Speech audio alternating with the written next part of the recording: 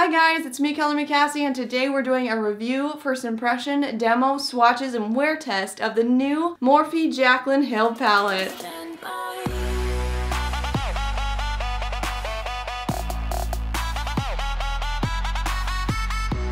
So guys, if you're ever wondering what Cassie hair looks like in the morning, this is it. It's kind of like a haystack. So today I have a package, and it is a very happy package. If you looked at the title of this video, you probably already know what it is. I'm excited to open it. So guys, this is what the outer packaging looks like. It's just like this very shiny, silvery lettering that says Jaclyn Hill palette, and it says Morphe down here on the bottom. So I'm going to go ahead and open up the packaging for you guys. There she is on the back, and there's a little blurb by her. The inside packaging, here we've got a white palette with a silver Jaclyn Hill, kind of like the front of the box, and the back just says Morphe X Jaclyn Hill, and there's a ton of JHs on the back. If we look inside, there is no mirror in here. It just says, this palette is dedicated to all my loving subscribers, XO Jaclyn, and there are all the beautiful colors. Can you guys believe how beautiful this palette is? Today we're just gonna try out this palette. We're gonna do some swatches for you guys a little bit later and kind of tell you guys what I think. Do a first impression review, demo, swatches, the whole shebang. Okay, and now I need a palette with a mirror because the Jaclyn Hill palette does not have a mirror. I am currently right now just wearing concealer powdered over my eyes. That's how I like to test out new eyeshadows, because I like to see how they really wear without a good primer down, and then whenever you wear a primer, it's just gonna perform better than that. So I think I'm gonna do like a blue halo eye today. So I'm gonna start out using this mustard shade right here as my transition shade and putting that kind of in my crease. So far I think these colors are blending out very nicely, at least the color I've been using. They seem like they're pretty smooth, they're not skipping on my eyes or anything like that, so I think I'm pretty happy with them so far. Now I'm going to go in with this red shade right here and use that to further define the crease.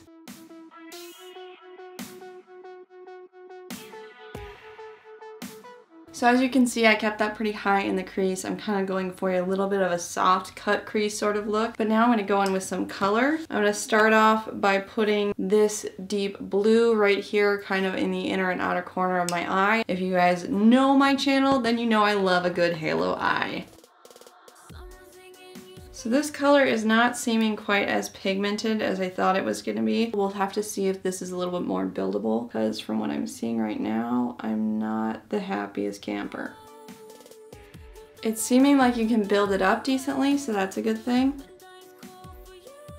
And now I'm just going to take a tiny bit of concealer and dot it in the middle of my eyelids just to make sure that this next color I put on is really bright there in the center. And I'm just going to take my ring finger and pat out that concealer. I'm going to go in with this teal color right there and pop that right in the middle. And now I'm going to take this tiny little blending brush that I used earlier and dip into that blue and just kind of bring that over the top of the crease a little bit to connect in this halo. And now I'm going to take a little bit of our original mustard transition shade and this red as well, mix them together and put them on my lower lash line. We're going to take a little bit of this light shimmery shade right here and apply that on my inner corner and on my brow bone as my highlight. And now I'm just going to go ahead and put on the rest of my makeup. I'll be right back for you guys, and then I'm going to go out for the rest of the day. So guys, this is the finished look. I'm going to give you guys little updates throughout the day of how the eyeshadow is wearing. I haven't really made up my mind yet on what I think of the shadows. I feel like some of the shades I used were maybe a little bit patchy and harder to build up. Until I really see them all, I can't really tell you exactly what I think about this palette, but for now, I like it, but I'm not sure at this point if it's worth the hype. So if you want to see what I think of Jaclyn Hill's new eyeshadow palette, then please just stay tuned. Hi guys, so it is currently 11:29 a.m. When I was doing the video earlier today, it was 9 o'clock in the morning, so it has been a few hours, and I don't know, I'm trying to find some good light. Maybe if I face this way, that's a little bit better, but this is what the eyeshadow is looking like now. Really, I think it's staying in place pretty well. It doesn't look like it has worn off or is, you know, moving around too much at all. I don't know, I'm liking it so far, so yeah. Also, I'm in the bathroom at work, so don't judge me. A YouTuber's gotta do what a YouTuber's gotta do. Hey guys, so it's now 7:11 p.m. I didn't get time at work to update again, and I don't really want to go set up my whole system upstairs right now, but I just wanted to give you guys a little bit of an update on the eyeshadow. I think it looks really, really good still. I don't think the pigmentation has changed at all. One thing that I did notice since I last talked to you guys is I did have a little bit of fallout on top of my foundation, like right on my nose area, and it was the blue shadow, but then when I was at work I went to wipe it off and now my nose is like a little bit blue over here. So you may want to be careful with the shadow as far as fallout goes. Maybe it's just the darker shades because I really didn't notice it with the orange at all. So maybe do your foundation after you do your eyeshadow with this palette. So that's it. I will update probably one more time around 9 just to let you guys know my final thoughts and the swatches. Stay tuned for the swatches. Okay, so guys, it's currently 10:17 p.m. so it's been a good long while. It's been over 12 hours since this eyeshadow has been on, and honestly, I think the pigmentation is still really, really good on it. I have just like a tiny bit of oily eye syndrome right in my crease. I don't know if you guys ever get that, but I get that where the crease of my eye kind of wears off the eyeshadow, but it stays on nice everywhere else. So when my eyes are open, it looks nice, but then if I close them, it's like, what is that? Whoa! I almost fell off my chair. Let's not do that, guys. If you see like right in here, just the color right in where my crease line is kind of faded a bit and oily looking. That definitely happens with pretty much all the eyeshadows I use just because I do have oily eyelids. What is not in the oily area, the pigmentation is still really good on these. But I'm gonna go ahead and swatch them for you guys right now just so that you can get an idea of the consistency of each of the shades. That is the first row. This first shade is a little bit too light, a little bit not pigmented. It is more of a cool highlight color. The next one is a much more pigmented highlight. It has more of a champagne tone than a silver tone, and I really like that shade. This next shade is more of a brown, a medium brown. I think it would make a really good transition shade. This color is just another medium brown. This has a little bit more red in it, kind of a little bit more of a peachy brown, and I thought that was a very nice shade as well. Next we have this light pink shimmer shade right here, and I think that is really beautiful. I think it would foil up very well, especially with like a setting spray or something like that. Next we have this pink shade with kind of an orange shimmer in it. It's a little bit dual chrome, and I really like that one. I think that would be beautiful on top of the lid. Next there's this one, which is more of a peach foil with kind of a gold shimmer to it if you look closely, and I think that's a very beautiful shade as well. Now we have the next row right here. This is just that mustard orangey shade that we used in the look today, and this by far was kind of the most rough. It's not patchy and it blends very well. This next color right here is kind of another medium brown color. It has a little bit more red in it. Definitely not as pigmented as some of the other colors. The next shade right here is kind of a deeper red brown. The pigmentation on this is decent, but nothing to write home about. The same kind of goes for this color. It's a more of a yellow toned brown, and it is pretty, but again, nothing fantastic. Then we get to this shade right here, which is a beautiful red shade. And I don't know if you guys know this, but red shades are very, very hard to formulate in makeup. They tend to be chalky, have a lot of fallout, and be patchy, and this red shade is none of those things. It's beautifully pigmented. I can tell that they worked really, really hard to make it as great as it is. Next we have this beautiful brick red shimmer, and I love this color. Seriously guys, when you dip your fingers in the pan on this color, it's super creamy, super pigmented, and your fingers just end up coated in this brick red shimmery shade, and I think it is so beautiful. And then we get to this kind of bronzy shade, same formulation as the red. This is also a very beautiful, very pigmented foiled shade.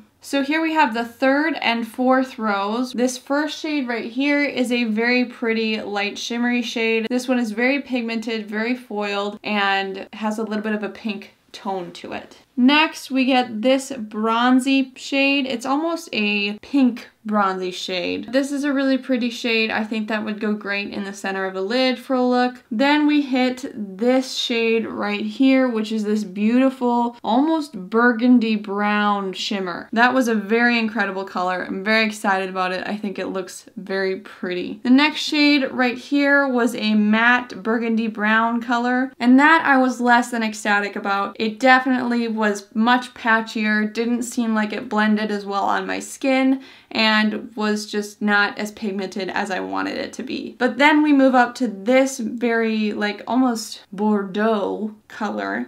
And this is just a really beautiful, really pigmented matte shade. I don't understand how they can get this in a shade and then get this in another one. Like, this was very patchy, not so smooth feeling, and then this one was super smooth and very pigmented all around. That's kind of weird that there is such variation between two shades. Anyways, moving on. Next is this lighter taupe matte color. I think that blended pretty well. And then this color. This is such a pretty red. I don't even know what to call all these colors anymore, but this red shimmer shade is just gorgeous. Very beautiful. Fourth row, we have this dark purple. It's kind of like a bluish purple right here. That was very, very pigmented. Very excited about that. Next, we hit this blue right here, which is lacking sorely in pigmentation as far as I'm concerned. That's actually the blue I used in this look. So if you guys remember from earlier, I did mention while I was putting it on that it seemed a little bit patchy and like it didn't have strong pigmentation right off the bat. So I definitely like the formulation of this color much more than this color. And it's again one of those things where I'm confused as to how these two shades, being so similar, can be so different in their quality. Next, we have this medium taupey shade. It's decent. It's probably similar in formulation to the blue, where it's not as pigmented and a little bit patchy. We've got another very, very beautiful, very, very pigmented bronze right here. And then we get to this shade right here, which is kind of more of a dirty bronze. It looks a little bit muddy to me and it's kind of patchy, and I don't think it turned out as well as it could have. And then we hit this dark kind of Bordeaux color right here, almost black. It really is pretty patchy and not very pigmented. After that, we hit this shade, which is just kind of your standard brown. This one is a little bit more even than the one before it, but again, it's nothing incredible. I don't know if you guys can tell, but my arm is starting to be stained by the swatches. And now for the last row here, we have this first turquoise shade. That's the shade I used in the center of the lid for my makeup look. This is gorgeous. This is the epitome of the perfect blue foiled shade. Love it. Definitely approve. And then we get to this kind of tealy matte shade, and I just feel like it's really patchy. I don't think that worked well at all. It wasn't smooth. Then we go to this shade, which is kind of a very deep teal. The foil on this was beautiful, very pigmented, very creamy. Loved it. Next, there's kind of this almost black teal shade. I don't love this. This shade right here was patchy. Next, there is this brown shade. Not a whole lot of pigmentation there. And I think that kind of goes for the last two shades here as well. That is everything, all the shades in the palette. So this palette does run a little bit higher than some of the other Morphe palettes. I believe, here let's just double check, but I believe it runs for $40. It runs for $38 and the normal Morphe palettes run for about $23. So you're paying a good amount more. I truly do believe that they custom made these shadows specifically for this palette and made them better quality and finer milled and more pigmented. I do believe that. But that being said, there are still some shades in here that are not up to like high quality makeup brand standards. I don't really think that some of the swatches out there are completely accurate as far as all of these colors go. I think that maybe a lot of people are building up the pigmentation over time. So just keep that in mind if you're planning on ordering this palette. That being said, do I think that the shades in this palette can easily beat out some of my older Naked palettes? Yeah. Definitely. I'm kind of torn about this palette, you guys. I'm super glad that I got it, and I love the colors, and I love a lot of the shades. But I'm trying to think about the price point and think about if it's really worth it. I would probably buy it again. I think that there are enough great shades in this palette that it's worth the difference between getting a regular Morphe 35 palette and getting this palette. But I feel like a lot more of the shades are blendable and a lot more of the shimmer foiled shades are just gorgeous. And I think the gorgeosity of the foiled shadows just makes it worth it for me. I'm going to say the Jaclyn Hill palette is definitely something that is worth buying, but understand what you're getting for your money. So guys, that's it for my review, first impressions, swatches, wear test, demo of the new Morphe Jaclyn Hill palette. If you like this video, please make sure you give it a big huge thumbs up. And if you have not yet subscribed to my channel, consider scrolling down and hitting that red subscribe button down below. And if you have not yet entered my giveaway, I'll have it linked in the description box down below. Go over there now so that you can enter to win the ABH Nicole Guerrero Glow Kit and also the Too Faced Sweet Peach palette. That's pretty much it. I love you guys and I'll see you next time. Bye!